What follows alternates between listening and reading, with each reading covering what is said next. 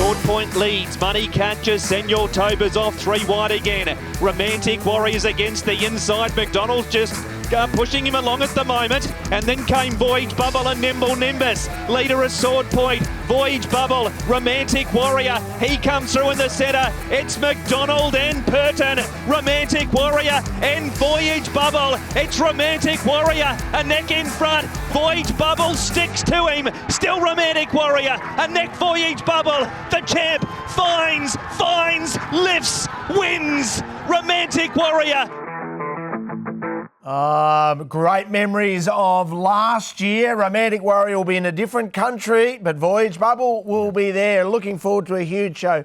Welcome to the Triple Trio, our weekly look at all things Hong Kong and international racing. Best form analyst in the business is that guy right there, Clint Hutchison, and the Hall of Famer in Raymond Shane Dye as well. Hutch, great memories. Oh, great memories. What a race that was, and a lovely little entree to what's in store on this show. We've got 12 World Pool races, of course, on Saturday, 5 from the MRC, and it's a brilliant day at Caulfield with those 3 Group 1s. And 7 races from Saudi, and then we get a couple of races in the World Pool on Sunday with the 2 Group 1 features. So there is just so much to get excited about this weekend. It is remarkable, isn't it, Shane? Welcome to you, mate. Yep. And a guy like James McDonald is based in Australia but rides in Saudi and then rides in Hong Kong, following out all the Group 1s.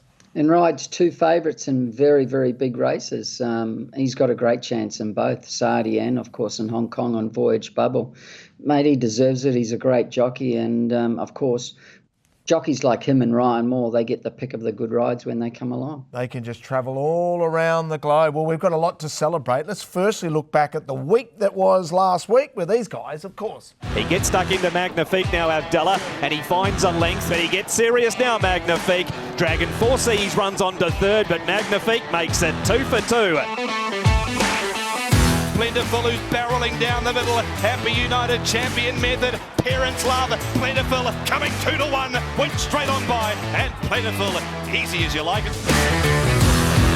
Here's one for you, Invincible Shield. Now, he drew wide the other day and he never got it on the track. He was wide the whole way. He's got gate 1. He's had a trial since his last run, Clint, and he showed great speed and he won the trial easy.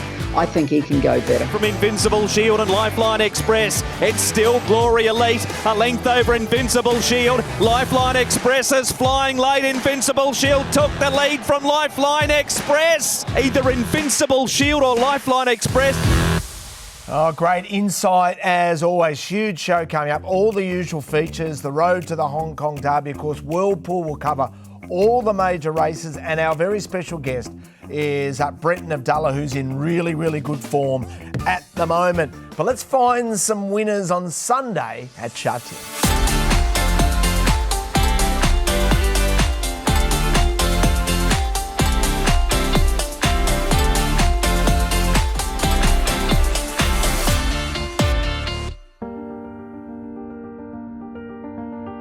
Sacred Kingdom. Sacred Kingdom claiming the 2009 sprint. Amber Sky. Amber Sky in front.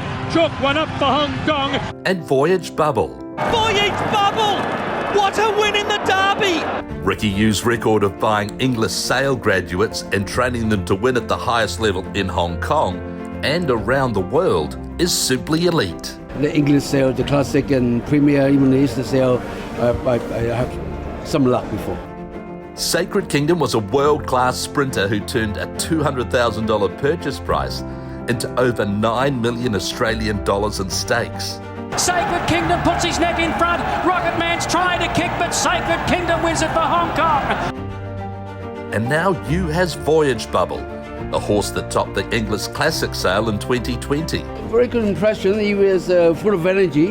When he walked, you can see the power in him, full of strength. He's a runner, for sure. 100% he's a runner. He's a real athletic type. That runner has won a Hong Kong Derby, a Group 1 Hong Kong Mile, and now 2 Group 1 Stewards' Cups. Voyage Bubble, though, he is going well. He is going to win the Stewards' Cup. But It's Voyage Bubble. He won it last year, and again he wins the Stewards Cup. And Ricky Yu makes space on the shelf because there's another Stewards Cup. How does Voyage Bubble shape up for the second leg of the Hong Kong Triple Crown? Well, the next step will be 2,000 meter, over 2,000 meter, and the Gold Cup, which for the distance, he had done before when it was 4. Yeah. He won a derby for 2,000. Then I think looking at him now, he's capable. He'll handle it for sure. He'll run another big race. He's good as gold. What a win in the derby! Voyage Bubble has won a magnificent derby finish. If he can land the Hong Kong Gold Cup on Sunday, the tip is he'll be aiming up at the 2,400 metre Champions and Chater Cup to try and do something that hasn't been achieved in over 30 years.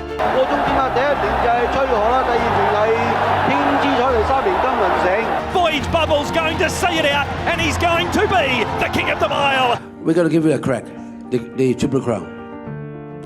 Ricky Yu, hasn't he got a great record, and well done, and thank you so much to our team at Inglis for supporting us there, and thank you to Ricky, he's always fantastic, and he has a live chance. Voyage Bubble, does he win? Yeah, incredible eye for horse Ricky, and deserves all the success he's had.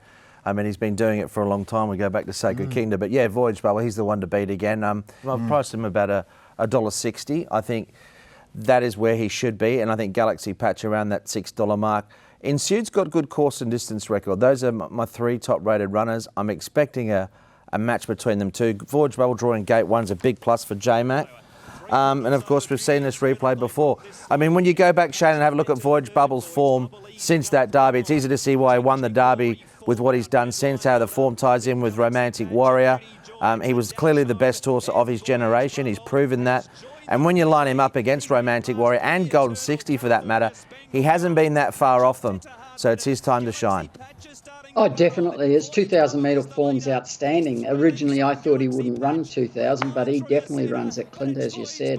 He's going to get a beautiful run. You would think that Sword Point would win. He'll be third fence, and James will come out when he wants. Here's Galaxy Patch trialling the other day. He got back and run on. Now, he's had one go, of course, over the 2,000 metres and got beat in the derby. He ran it out. He got back and probably could have won the race. But it was an outstanding run in the derby. He's had no luck his last 3 starts, of course, or he hasn't had the right rides. Different type of race, this Clint, going from a mile to 2,000. He's got to be conservative. He's got to realise that he's got to run the 2,000 now. Yeah, I don't think the trip's a problem for either one of them. Like you said, he could have won the Derby Galaxy Patch. He probably, if he takes Massive Sovereign's run, Blake Shin at the 800, and he didn't. But the two that stand out here. What I loved about the trial from Galaxy Patch, he relaxed. He was actually on a loose rein in that trial in the early part of it. If you want to have a look, go on to hkjc.com and just click on his name. You'll see the track under track work, that trial, if you want to view it from the beginning. But he was relaxed, and I think this gives Blake an opportunity, and I know you've been saying it a bit last start, Shane, but he can probably just map that little bit closer now to where Voyage Bubble will be. He might be a pair closer. He won't be right out of his sort of sights, I don't think, from gate 5 if he lands and jumps cleanly, which he doesn't always do, it's got to be said. Well, we're up to 2,000 metres now, so it's a different type of race, you know. He's not going to... I wouldn't think he will be out the back. I think he'll be a little bit closer. I don't think there's a great deal of speed. I don't... Sword Point will lead. It's just a matter of how fast he wants to go. I think Winning Dragon will push forward, of course. He's racing very well, but this is a different ball game to what he's been running in at the weights. He's badly in. Here he is here running second, Sha Tin Glory, who's racing really well, Clint. Yeah, Chan Glory is going well. I personally have a query with him at 2,000. We liked him this day. We had a good result. I don't think the 2,000's his go, but he could go forward. Winning Dragon, well, this is the toughest test to date, but he's never been going better. I think Ensued, the third place to get out of this race, is the key. He is a 2,000 metre horse. He can race on speed. I agree with you. There's not much tempo, probably Sword Point. But that's the other beauty, and we've said it in the past with Voyage Bubble, Shane. If there's no speed, he can lead and win. He can go forward. I mean, it's a bit of an open book for J-Mac. I don't think he will here, but he has the opportunity to say, well, if you're not going to go quick, I'm just going to park myself in the right spot, and that's a big advantage for him. Yeah, I honestly think he'll be third fence myself. He'll go out there, he'll be in front till the winning post, he'll see what happens, and if someone wants to go, he'll take a sit. He runs the 2,000 metre out strong. I've got him on top from Galaxy Patch, but wouldn't be surprised if Galaxy Patch turned it round from Insured. I'm the same as you, and I think they picked themselves, Clint. It's not a hard race to find those three. I think anyone can. Yeah. It's an intriguing race, though. 2,000 metres, there's a few different dynamics. I'm surprised because we've had a lot of discussion in regards to Voyage Bubble versus Galaxy Patch and whether he's had his chance to knock him off. But at 2,000 metres, you're both saying Voyage Bubble. Shane, just put yourself back into your day when you were, a full-time jockey. I know he's sitting at the front end of the plane, but James McDonald rides the night before in Saudi Arabia, has an 8-hour flight, literally lands a couple of hours before he rides Voyage Bubble in this Group 1. Is that any consideration at all? I mean, how hard is that for him to do it, to get straight into the game mentally? It's not hard at all. It's easy. You're resting on a plane. You've had something to eat. You have a sleep. It's not hard at all. It's easy. No jet lag? No jet lag's not a factor? No. Ryan Moore does it bloody every week of the year practically. He's all over the world. You get used to it and you're resting. So I don't believe that's difficult. Hey, and Richo, let's hope that the adrenaline is running through the veins following a potential victory the night before. Wouldn't that be something? We'll talk about the champ over in Saudi Arabia in a moment. Well, let's go back to race number 5 here, and that is, of course, the Queen's Silver Jubilee Cup, and the champ picks himself? He picks himself. I like the wide draw. I heard, of course, David Hayes on racing.com talking with Ben Spall earlier in the week about that he was a bit concerned about the gate, but what it does is give Karras an opportunity to roll forward at his pace, and I don't think Karras will be doing anything too different to you, Shane. He's going to jump, roll forward. It is interesting with Helios up to 14 because the way that he's been racing, he could make more of a race of it. I think there's definitely a case to be made there. Yeah, well, he's racing very well. The problem is he's just not quite as good as the other horse. But you can't knock the horse. Ka Ying's going to get a good run. I'm very happy with Gate 9. He'll roll forward. Teedon won't press him early. He'll take his time. Whether he's 3 deep, then if he's 3 deep, he'll press forward even more, I would say. I've got him on top, of course, from Helios Express. I think those two pick themselves, Clint, as you said. I'm throwing in a roughie for third here. Now, Mugen, the number 9 horse, and I'll tell you why.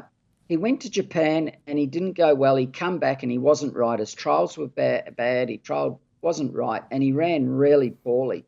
But he's had a break, he's had a bit of a rest, and he's had a couple of trials, and I'm sure you would have seen him, Clint. Yeah. I think he's come back again now because he's trialled extremely well. Now, he's a horse that could surprise and run very well at odds because we just don't quite know about him. We know he's got ability, and he could definitely go better here. He will go better based on the way he trialled. I agree with you, Shane. And the other one that'll go better, I think, Patch of Theta. His recent trial was okay as well, but is it just quickly on Helios? I know that they've been keeping him in the comfort zone. Is it time to say, you know what, Shane, with Hugh's got to say, look, I've got to have him a bit closer. I've got to try and sort of keep tabs or a little bit in touch with the favourite and Ka Ying. Or does 14 give him his chance? 14, he goes, I've just got to be that couple of lengths closer because he's sort of in impossible positions. And all of a sudden, if there is a chink in the armour, which I don't think there will be, but if there is, at least you're putting yourself at a spot to give yourself an opportunity to run him down. Is this the race that he's got to be a little bit more aggressive early? Well, as I've always said to you, Clint, a lot of the time I didn't go out there to win a race. I went out there to beat the horse that looked unbeatable. And I always believed if I could do that, then I can win the race, right? So you've got to change tactics and do things differently. I think from gate 2, he's going to race closer anyway. He did in the trial the other day race a bit closer, didn't he? He did. Was right there in the trial. So I would be imagining he will race closer in this race. 1400, it's a big jump going 1200 to 1400 early in a race. The pace isn't quite as fast. I always notice that's a big difference. So he'll race closer, I would say, but whether he can beat him is debatable. Well, I'm going to have something on him to knock him off. I'm going to have a 1x3 play again with Helios Express like I did the International Sprint. Yep. You get your money back if it runs a drum. You've been going all right with that. You back him to if there's any sort of issue with the champ, Helios Express is the one. What an opportunity for Karras Teeton getting on, Ka Ying rising. Nicole Purton caught up with him. It's a nice ride to pick up, but the circumstances with the jockeys, what happened, the incident last week, was not a nice thing to happen. But thanks goodness they are all fine. But yeah, I'm just looking forward to riding him again. It's been a while now, and yeah, I think I'm looking forward to the weekend.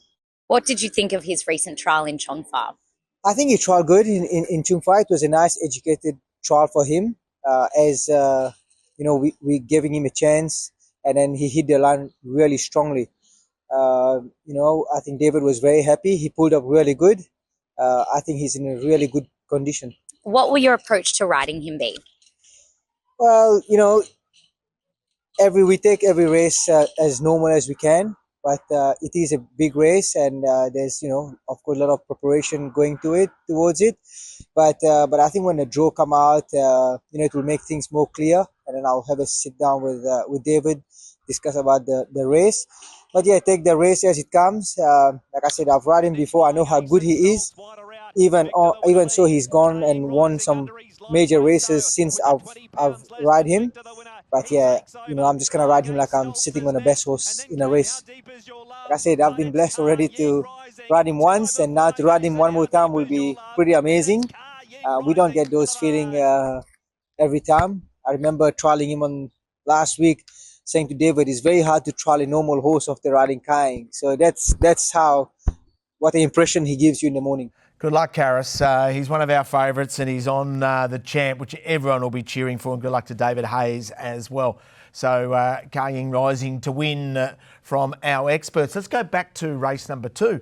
Hutch here, small field, 1,000 metres. You got the 7 on top. Yeah, it's an intriguing race, this, and I just think this is a classic sort of Hong Kong race where, the weights do come into it, and we've seen it a number of times. Very competitive. If you're just going off pure numbers, there's nothing between Magic Control, Bottom Up Together, Full Credit, Whiz Kid at their best, and Stellar Express to a lesser extent, Healthy. But Stellar Express, since they put the blinkers on, well, he's gone second win and a gallant second, so I think he gets his chance. This is Magic Control. Shane, he'll be suited back to 1,000. And Blake Shannon, but that inside draw and, of course, top weight, that makes it tough. Yeah, I agree. 135 pounds isn't easy, but he's run time up the straight and he loves the straight. I'm the same as you, Clint. It's not hard to find these horses this week in these major races. Stellar Express has got 117. Now, I think 2 starts ago when he won up the straight, he ran a 55.9. which is really good time. It's very competitive here. And with 117 on his back, he's going to give him a mighty sight. And he did trial the other day, and he trialled really well. I think he's actually had 2 trials since his last run and gone. Here he is here. He's midfield. He's off the bit, but he kept coming this day at Happy Valley, where he probably isn't suited as much as being at Sha Tin. Yeah, Bottom Up Together was our best of the night. He saluted. But I was impressed with the run from Stellar Express because he was sort of at his top a long way out and had to keep chasing. So I thought there was a lot of merit to it. Sha Tin will be much more suitable, and it is the weight. Like, if you look at what these horses have all done in terms of, their performance this season, there's literally nothing between them. I mean, there's probably, less than half a length, maybe a neck in it.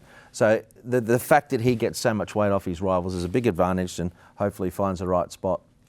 Golden Boy, 7.32 for Hutch. You've got 7 on top. Who else have you got in the mix? Yeah, I'll go 7 from Magic Control. He's going to be there somewhere, and Full Credit and Bottom Up. I think it's a 4-horse race, even though Healthy's going as well as he can. I think those 4 pick themselves. Little interesting run in that was Full Credit, because he hasn't actually been down the straight, and he was super in defeat last start, but he probably should have won that. Brenton Avdulla is our Star Power guest, keen to catch up with the Star Hoop. He's in really good form. Up next.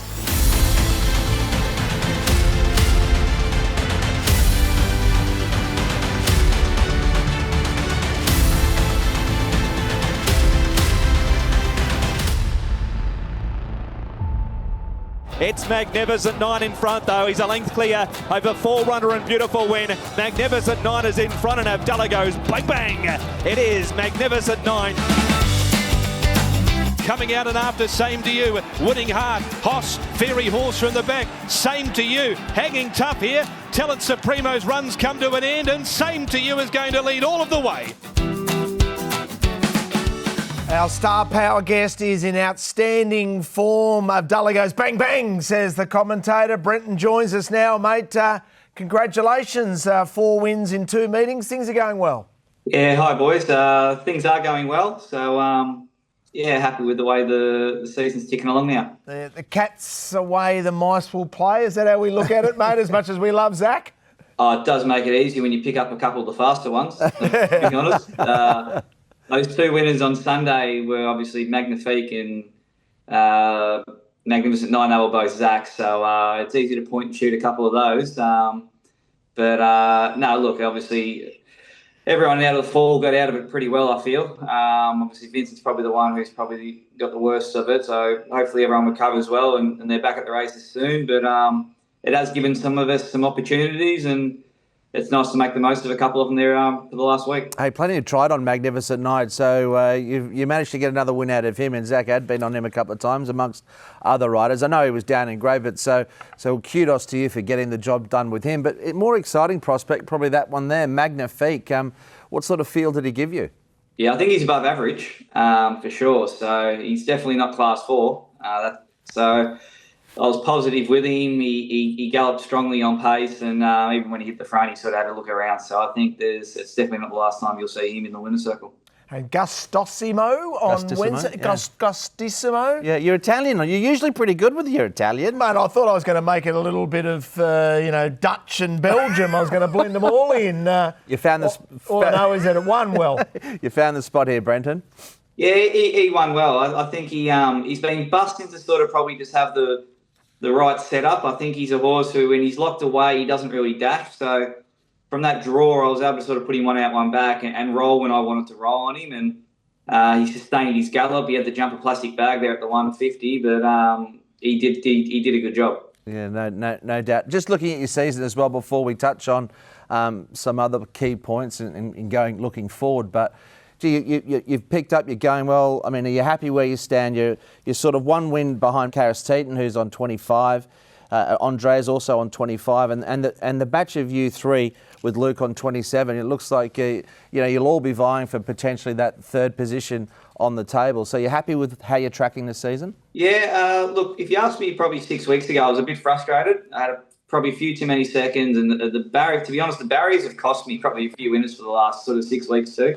Before the weekend, not many of them had even drawn, inside 4. So especially around tracks like Happy Valley and that, it really hurts you. So there's a few there with a few, barriers and that go on my way there's a few more winners. So I think now when things are rolling, the opportunities are there. To only be 3 or 4 off third place. I think it sets up well for the rest of the season for sure. So we're looking forward to it. As long as we can keep working hard, getting the opportunities and try and make the most of it all for sure. And of those opportunities, I know Tony Cruz has been a big supporter, John's side, so got a couple of great yards there. But have you found out now with some of the riders out, I know there's new jockeys come in as well, but are you sort of getting some rides for the other stables as well?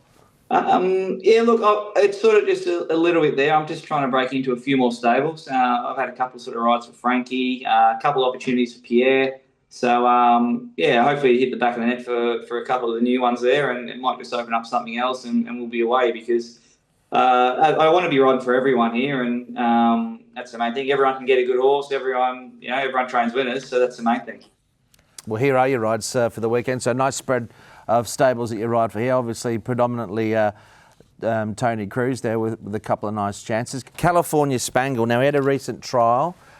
He's been not himself lately, and I know he hasn't had the setup, but how was the trial? Yeah, I've been disappointed with his race form. I haven't felt he's been 100% at all. So I don't know what Tony's just tinkered around with him a bit. I was happy with his trial. He trialled well, albeit under minimal pressure. So it's going to be a big ask for him to take on Kaying Rising there on the weekend, and Kaying, I'm tipping, is going to be breathing down his neck the whole way. So he's going to have to be at his best to perform, and looking forward to getting back on him. Is he one of those horses that just when he doesn't get his way, he's one of those one-dimensional. He needs to be doing it on his terms? Well, I think he's best when he can control. And when he gets control, he's obviously, he can be pretty hard to run down. But I feel like there's been something else there sort of early in the prep that just sort of been worrying him. So Tony feels that he's got him better, got him right, and hopefully we can see a better horse there on the weekend. Shane, is there any query at all for Kaying Rising at 1,400 metres? I mean, I don't think there is, but is that something that Brenton can hold on to?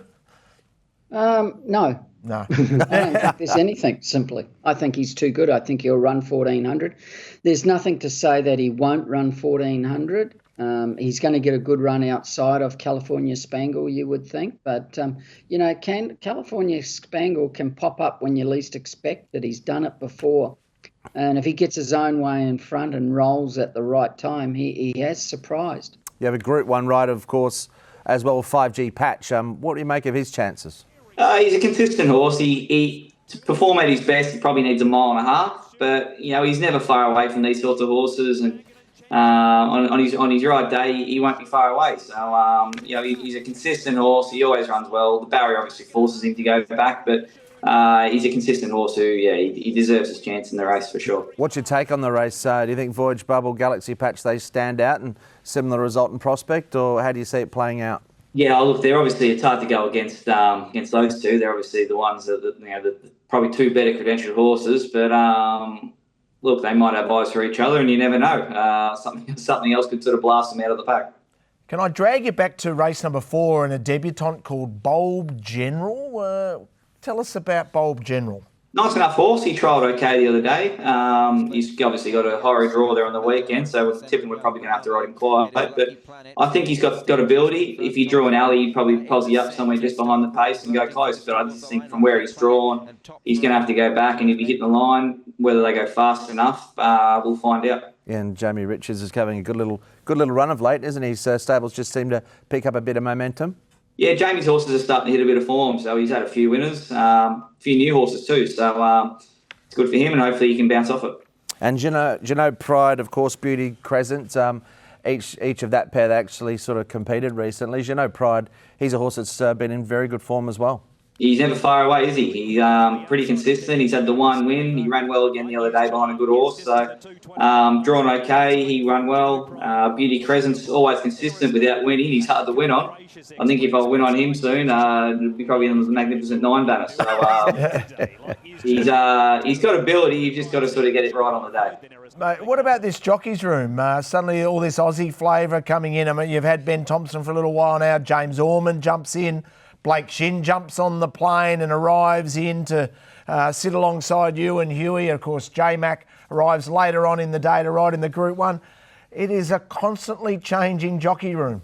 Yeah, it's been a little bit different, hasn't it? But, I think we're very lucky at the moment. There's a good riding roster. We all get along well. But, you're flying a few more Aussie faces and it's pretty comfortable. But, interesting to see how everyone's going to set up over the next month, obviously with, a couple of UK boys and a couple of Aussies, and we'll see what happens. Yeah, it's going to be really interesting. Richo? Yes, my friend? I like the way you say the Aussie jockeys come in, and you mentioned J-Mac. Yeah, absolutely. Well, I called himself an Australian. I claim you as an Aussie, though, whenever I talk about greatness.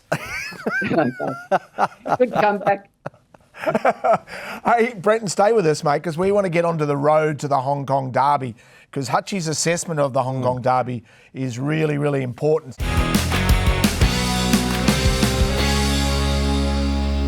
What did we make of my boy, Johannes Brahms, saluting on Sunday? Well, he had excuses in that run a couple back, didn't he? And look, it was some sort of performance from him. He was effectively 3 wide, no cover at the back of the field. The tempo was strong. His late splits were excellent. And he's back on track. Interestingly, though, this performance sort of rated up to what he'd done before, so it wasn't a complete shock. Brendan, what did you make of the win of Johannes Brahms? And it looks a very open derby. I think he's been a horse that's been busting to win a race like that. He's never been far away. He had a perfect setup there from Andrea and Pierre the other day. He won well. I think he's a live hope for sure. He seems like he's going to run the trip, and I think he's a player for sure. Yeah, and of course Mickley well back in the field, Shane. I think I think Mickley, the jury's out now. Yeah. He's had a few chances. He's not really delivering. He's had a lot of racing too. I want to ride him. Simple as that. If I had to pick one now, I'm picking him. John Sayers trains him. He's looking for 2,000. Most of those horses in the Derby are not going to stay or bred to stay. So who knows? You're not concerned about how well he's going though, Shane? He gets back and run on. Have a look how fast he's coming home. 22.13, 22.2s. He's coming home pretty quick in every race, even though he's not winning. If he gets the right... It's a bit like Fallon. Yeah. I backed him on Wednesday night. Simple as that. Someone rang me in the morning, what are you backing? I said, Fallon. He said, he never wins.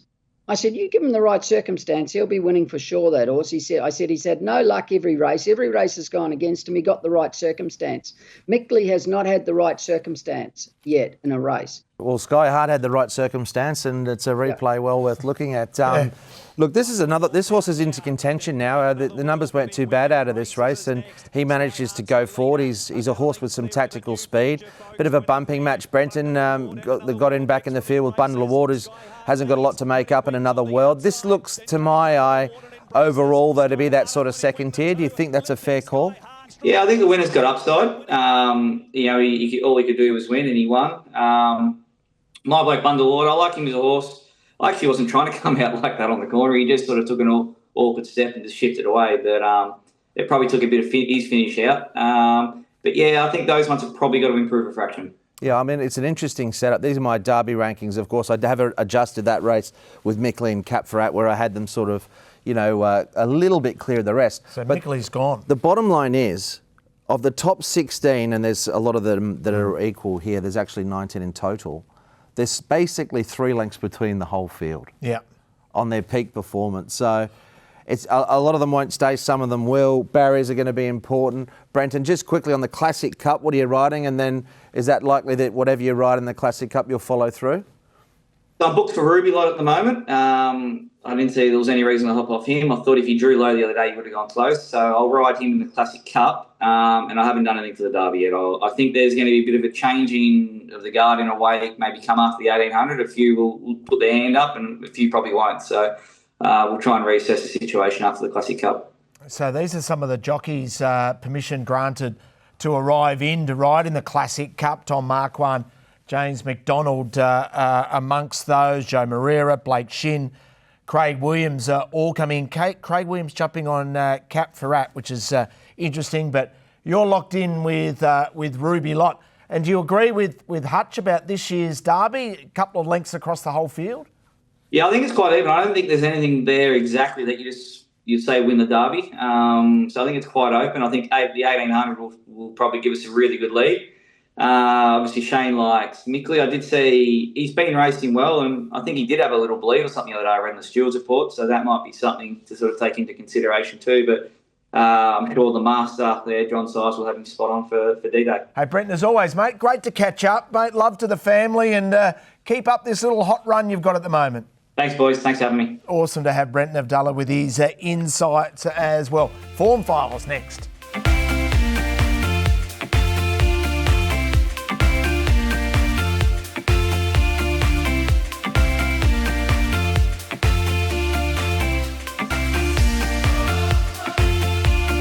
We're about finding future winners with HUTCHI'S Form Files. We start with the top-rated performance of the week. Who you got? Well, what a win from Fallon. Look, he's been promising to do this a little bit through the season, but the tempo was pretty good in this race. Ben Thompson, well done. He's one of those that's benefited from, I think, picking up a ride, and he had Fallon, Shane, a lot closer in the run. Midfield, travelled well, and this horse let down with a very good turn of foot. I don't think his winning's over. This rated a new peak for him on my figures. I totally agree. This horse has been having no luck. He's one of those horses who could have won his last 4 or 5 starts. I actually had a good bet on him. I had him on top. I liked him a lot. I thought there was a lot of pace in the race and they'd spread out and it would suit him, which it did. But he's such an unlucky horse because he gets back and he needs a bit of room. He gets amongst them. He gets held up. And when he gets held up a bit, he can't quicken. It takes him a while. But he can win again, Clint. I agree with you. Yeah, we remember his win at last year. Before the Derby last year, sprouted wings outright. So what the great point from Shane there about he needs a bit of room.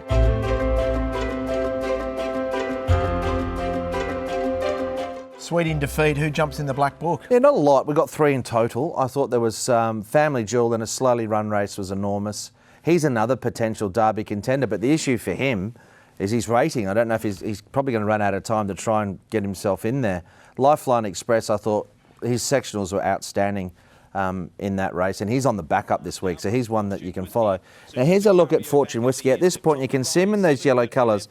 There's an opportunity to actually get back. He comes out there, Tom Marquand, which I understand because of the fact that, you know, the one prior he came around them in the 3 wide line, but there's good speed here, and he actually could have been back behind the eventual winner who was a nice winner for Jamie in the pale blue colours, threw back on the fence, the grey horse. So you see he's come back, he's come out and peeled out wide, but he could have been probably 2 lengths close. He saves ground on the turn there. And I tell you what, this horse would have nearly won. He was only beaten 2. He was firm in the market. But it's just, I think when they're going that quick, Shane, you can probably ride a bit more of a race than stick in that 3-wide running line. He was very good, I thought, in defeat. Oh, you're exactly right, Clint. If he stays in, that horse wins. Because he just, the runs open up, you're on a track out. It wasn't the A track. The A track, they don't open up. But when you're getting out on that Happy Valley course, they open up. If he stays in, he mustn't be watching the show, Clint. You better start watching. Start watching, Tom. Mate, start Tom. Oh, you don't need to tell you twice. Start bloody watching, mate. We'll get him on. We'll get him on. We have to get him on, yeah. That's the least we could do because he'll be keen to be part of this. Well, it's like the winner that he had, Invincible Shield, from the weekend. Correct. It's that kind of ride. I think when they're going as quick as they are then, sometimes it takes a bit of feel. Yep. But when they're going that quick, you can't make that long, sustained run around them. He did so well to get so Hammer close. On, Clint? Sorry? Didn't he ride Hammer later in the day? He did. He drew inside and was right behind them. And that was a really good ride. Yep. He was on the fence, saved ground, and that's why he won. It depends on the race shape, though, like you say, Shane, because the start before, when Fortune Whiskey was in the 3-wide line, they went quick and then they compressed with not much pressure. So he quickened well under that circumstances. But every race, like, as you well know more than I do, is unique and it has its own set of circumstances. And I just, in watching that, I thought, there's a clear opportunity to go back to the inside, follow the winner, and he goes pretty close. Anyway, something to note. Okay, idle time where the golden boy casts his eyes over the rides.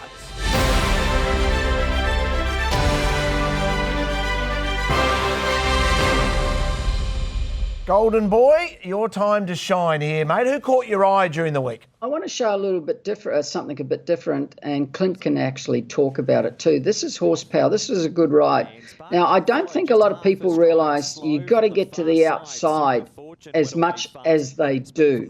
The outside's a huge advantage. This is Matthew Chadwick on Horsepower. Now, he works his way to the outside.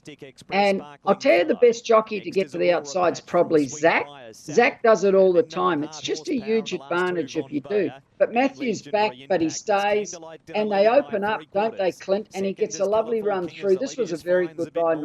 But Clint, what do you think about the outside compared to the middle of the track on this track? When the outside fence is always an advantage, whether it's the false rail or it isn't. And when we're on the C3 or the C course, which we were on this day, the hard outside fence is 2 to 3 lengths better minimum. Wow. So the closest that you get, the closer you get to it, the more an advantage it is. Now, Candlelight something for Holly Doyle was sort of too off and she drifted back towards the inside. She took a few horses with her. But I cannot believe how many of the riders aren't making a beeline for that outside fence. It's a huge advantage. Why do you think Zach, just about every time he gets a ride, goes straight there? Yeah. He does it all the time. He did it on La Forza. I mean, go back through them. And there's not enough. I understand you want to keep a horse in their rhythm, Shane, and all the rest of it. But if you get an opportunity to get to that outside fence, it's a must. I don't care that there's others figuring in the finish here and there. It's a big, big advantage. I agree with you 100%. If I was still riding, I would have... Well, mate, when I was riding, they actually had... It was worse when I was riding. They had to actually change the track and put a false rail there because it was such an advantage, to be on the outside.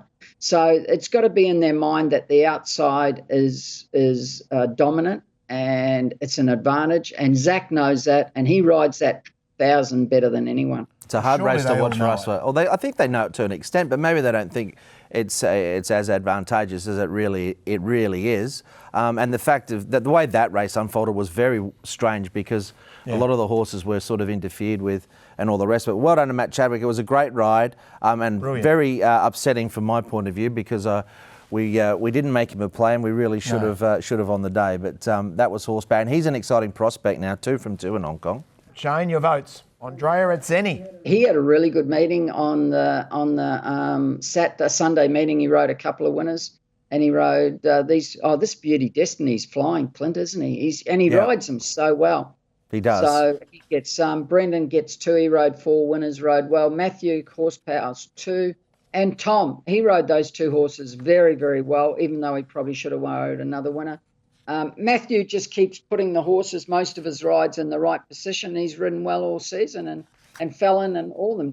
Karras had a good ride on Jamie Richards' horse on the fence, saved ground, come through and won. Yeah, if there was a most improved for the season, I'm not saying they weren't riding well last year, but it'd probably be between Luke and Matthew, wouldn't it? Those two riders have really sort of started to make the most of their opportunities. Hey, the biggest award in racing is up for grabs all of a sudden with Zach on the sidelines. And Huey doesn't get any votes. Huey was sitting second. Shane, here is something for you. Now, I've sat here idly for the last 6 weeks and watched you give no negative votes, whereas you used to be a negative Nancy. What is going on, mate? What is going on? I'll tell you something now. There has been, but the jocks have ridden a few winners, so I actually take a point off them. They deserve 3.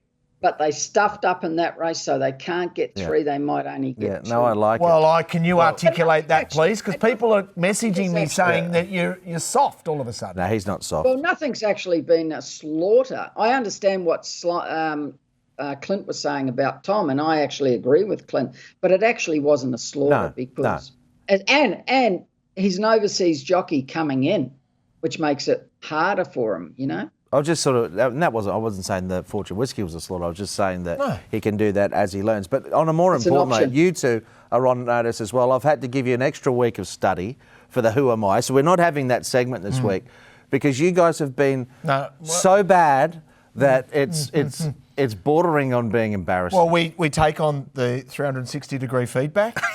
we're a team, we're a family. We take that on, and yes, study hard. Anyway, the summary of you not being negative anymore is because you're in love. A quick break. Global racing.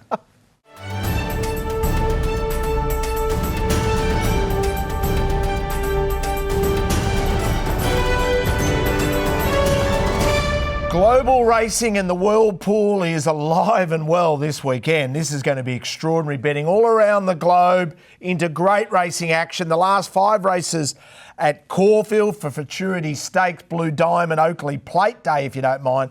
Saudi Cup, which is going to be live in Australia on Channel 7, which is great as well, featuring Romantic Warrior. And then the Hong Kong Gold Cup into the Queen's Silver Jubilee, Group 1 racing at Sha Tin. It simply doesn't get any better than that, and we'll find you some winners. So the first of the Group 1s in Australia at Caulfield is the Futurity Stakes. 1,400 metres, weight for age, Caulfield. Pretty easy to find Mr. Brightside. A big part of the race will be whether or not, of course, I Wish I Win runs, but irrespective of that, I'm going to have him on top, and I think there's the Quinella in the race. Evaporate, there might be some value around that horse, and we'll have the 3 as well. Here's Brightside, of course. What a performance, a great return. He was beaten fair and square, Richo, by another Will, but look how far they drew clear of the rest. So he's really got this race at his mercy. So it's 2 weeks ago, 1,400 metres, weight for age at Caulfield. But Shane, on this, anything that finished behind Mr. Brightside, because another Will's not in the race, surely they can't turn the tables. Not on that run. I've got him on top, of course. Evaporate was unlucky the other day, Clint, and he's a horse who's improving, and his form last season was good, and he had no luck the other day. And Tom Kitten, I think he's a really good horse who was a little bit disappointing last season, and he's first up. He could run a race fresh. Just one quick thing about Caulfield for anyone listening. I'm reading that there could be strong winds tomorrow. Yeah, northerlies. 37-degree temperature. And northerly winds. Okay, so when that happens, leaders normally hit a brick wall. Yep. All right, so you've got to really watch that, the winds there. You've got to have a little bit of cover down the side, so that will be important. And also, those Quinellas that we've mentioned, maybe don't forget from an Australian point of view, bigger pools to have a crack at as well. Might well be worth it, I would say. And for my Richo Ruffy, I tend to look at $10 plus and Evaporate's the one at around $11 or $12 that I think can run really, really well at that $10 plus. Of course, we don't know what's going to happen with Dan Carter's favourite horse in One Wish, One Win. They will assess the track, whether or not it's going to be running. If it's a good 3, I think that they will come out and save for another day. Still one of the funniest things I've ever seen. We go to the Blue Diamond, a Group 1 for the 2-year-olds. You've got Palm Angel. Now, keep in mind, will be re-vetted Saturday morning. Slight concerns with Palm Angel. Yes, she will be, but I will replace her with Devil's Night, if that is the case, because I think Devil's Night from an inside draw, a little bit of cover, form around the favourite is very significant. And I think there will be great value in this race. And Devil's Night is the horse right in behind the current favourite, of course, in Field of Play. Remember, Team Hawks, second up this horse, will strip fitter, maps to get the same run. And Field of Play had some race experience. This horse hadn't had any. So he gets the same sort of run. He doesn't have a lot of ground to make up. The blinkers go on the horse flashing into fourth there. Super run. Which I know you like. Now this is the girls and this is Palm Angel. Sectionally, she was very strong late. The girls didn't go as quick overall as quick as the boys. But once again, same sort of run that she'll get. She's 2 from 3. My Gladiola was disappointing here but could turn it around. But I think this is a very good chance of winning this race for Rosemont. In Palm Angel, she's way over the odds, great value. I've given the numbers in the Quinellas there, but I think she's a great hope. My Gladiola will be ridden nice and quiet as opposed to being on speed this time, and I think she'll improve. Shane, who do you like in the Blue Diamond? I think it's normally these 2-year-old races you get a standout or two, but I don't think you have this year. I think in the Blue Diamond it's very open. I'm going to go for a Sydney filly called Tempted. Had to go a long way back and hit the line really well last start. Her 2 runs have been very good. She'll be back. She's got gate 12, but it might actually suit the way the track's racing. You'll have to look at that, but she's not going to go bad. Yeah, I'm not worried about the barriers. I'm with you there. So I'm looking for Richo's Roughies, $10 plus, and these 2 stand out. One's probably fixed price around 18. The other one will be around 15. Extractor from Sydney. And Tycoon Star really caught the eye with that eye catcher. And the blinkers go on from barrier 15. If Mark Zara can get him to settle, the Hayes team got an unbelievable record in the Blue Diamond. The Oakley Plate, the great scamper, 1,100 metres, quintessential Australian racing handicap. Big spread in the weights. Who have you got? That there is. Gee, this is open. I mean, the Blue Diamond's got a stack of chances, but I'm saying have something each way. Jimmy Star, he was electric. So last preparation, course and distance. His sectionals are great. I think he gets the right run. Shane mentions those run-on types. And a smaller each-way play on a horse I know you like. I actually mentioned a few months back during the spring that I thought Sans Duke could win this race, actually. And she wasn't going as well on wet tracks, but she gets back on top of the ground. And it's a big chance for her. Charlotte Littlefield, who works for Racing.com, says she's bulletproof, and there's nothing wrong with this form. It reads very well, and She's Bulletproof has a great chance, I think, for Charlotte and the team. Yeah, good luck to Charlotte. She's a great character and deserves a Group 1. Shane, who did you like in the Oakley Plate? I'm going with Clint. Jimmy Star. Jimmy Star, yeah, Jimmy Star. Last season, I think it was 1,000, not 1,100. He won first up. No, it was 11. It was 1,100. It was 1,100. Yep. But geez, he got back and stormed to the line, and they always go very fast in this race. So he's going to be back. You're going to be giving him a start, but he will be hitting the line. He'll be over $10. So I'm seeing it the same way, team, because I loved his acceleration, Jimmy Star. What he's got is this elite turn of foot. And Sans Dude. Nice. I mean, Sans Dude, for some people who are playing fixed prices, is $60 to $100. Well, he'll be ridiculous. He could. I mean, sometimes what you find in the world pool with those horses on the fixed market locally, they're even a lot bigger on the world pool. Yeah, so that'd be something to keep an eye on. Yeah, well, we'll certainly keep an eye on that. And then Saturday night, the Saudi Cup, where the champ, the mighty Romantic Warrior, can he take his elite international Group 1 form onto the dirt? That's going to be surely the only query, because with a couple of big scratchings, for mine, he's clearly the best horse. He's the best horse, but can he be the best horse on the surface? And we won't know until after the race. One thing is for sure, there's a lot of well-performed, well-credentialed horses that have performed on this surface. Are they elite like he is? We'll have to wait and see. One thing I know is, and Shane, this will stand the test of time really, the real champions, they seem to handle just about anything you throw at them, and I'm sure that'll be the case with him as well. Well, it's a different type of dirt, but in Hong Kong, he always trialled well on it. So I don't know, but if he goes the way he trialled in Hong Kong, he will. Forever Young's probably the horse to beat. Clint, would you agree outside of Romantic Warrior? Yeah, I think so. I mean, it's an interesting race. There's a couple there that have been performing well in Meydan on their surface, and gee, I'm just not enough. I'm not over it enough. But I'm going to be having something on Romantic Warrior, that's for sure, just because you got it. Yeah, you got it. It's unworld-like to do that if you don't. Let's get the latest from our team who caught up with, well, let's start with Danny Shum. We get him good. James report to me. I pull up a little bit, bowl a little bit, but it recover very fast. Because different surface, you need to use more energy. So he's good, he's fun, he come back, everything good. And James is quite happy with the way he moved on the dirt going into the race on Saturday? Yes, he said it's a should handle, but still, we will not finish the race, no one knows, yes.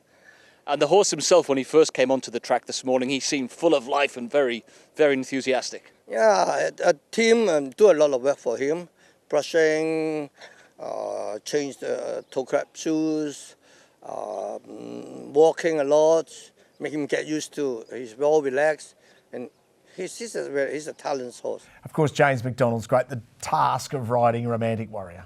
Really happy. He's training well, and the guys are really happy with him. They've looked after him like he's their own, so he looks great and he's feeling well. You had a float around on the track yesterday morning. How do you feel he is coping with the surface? Well, he seems good. He's moving well. I think his well-being's perfect, so that's all we can ask, and he'll give a great shot.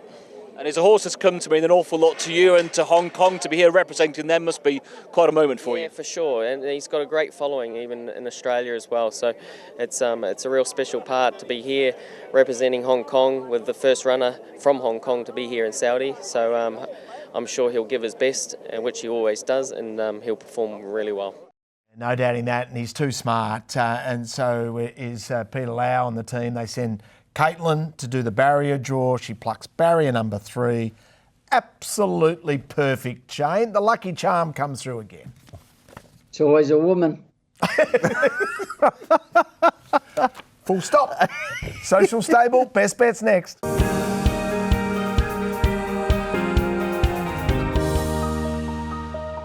Well, our social stable is led by the fact that the Triple Trio Tour for 2025 is on. Scan that code, limited strictly to 45 people. So those that went last year who said we want to rebook, don't worry, we're going to keep it nice and tight so we can have as much fun as we did. All the events we did last year, plus all going up a notch. Get involved. It was absolutely awesome in 2024, even better in 2025, including stacks of winners from this guy. Best bets.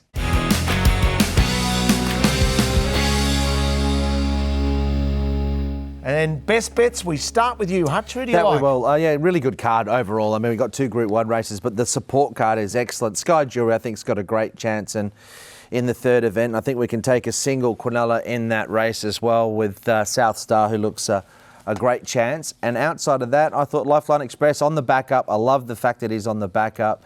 He'll take on Yi Chong horse there, number 14. I think also take the 5 in the Quinella. But he might be backable because Star of Pakistan is number 5. And both of those horses started short on debut, ran well, but I think Lifeline gets his chance on the backup. Okay, who do you like, Shane? I haven't even looked, mate. I've got no idea. I was at a funeral from 6 o'clock yesterday morning from Gold Coast to Sydney, got home at 11, and I'm not giving out something guessing. I like to be sure. I will say this, Richo. There's a horse called Wooden in the Silver Slipper tomorrow in Sydney. It's outstanding. It could be the Golden Slipper winner. So watch it, see how it goes. That's right. Wooten on with Karen McAvoy jumping on, replacing James McDonald, who J Mac will jump on for the Slipper. Love to all of those that you were paying respect to yesterday, Shane. Great show, team. Look forward to your company next week with a Triple Trio. Good luck.